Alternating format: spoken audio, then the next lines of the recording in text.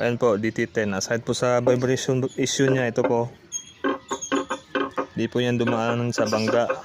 May dents lang talaga yan siya kasi issue niya din talaga. Sumasayad sa hams.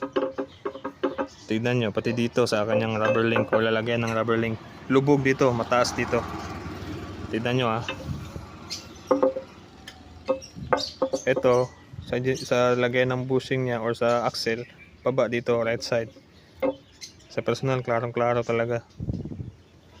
You know. Hindi ko ba alam kung initin ko siya. Ilalagay ko siya sa maraming uling. Tapos i-bend or ipamasin siya po na lang. I-inquire ko kung ano mas mura.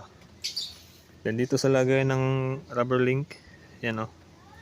Ito yung right side, ito yung left side. Ang right side is maangat, mataas. Ito is lubog, pero walang problema dyan. Rubber link lang mag-a-adjust yan. So dito paninira kay DT10 ah.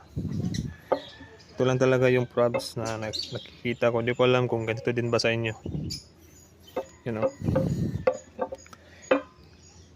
Yan o. Diba? Malaking impact yan sa likod. Tatabingi talaga yung gulong mo niyan.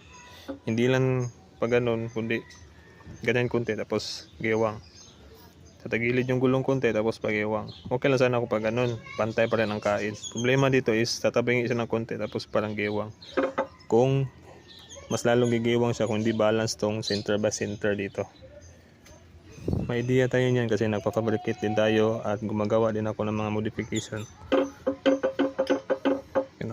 Gusto ko sana i-acetylene or torch na lang pero tatanggalin ko pa tong rubber link niya. Medyo sobrang solid din ito. Wala siya ano. Kaya mabibrate siya kahit luluwagan nila yung engine support. Ayan.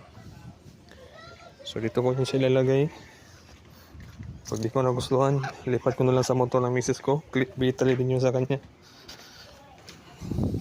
Ayan. So gagawin ko dito, hindi ako maglo-lowered. Pag naka plus 2.5 na siya, ang shock dun sa taas, gagawan ko din ng bracket na 2.5.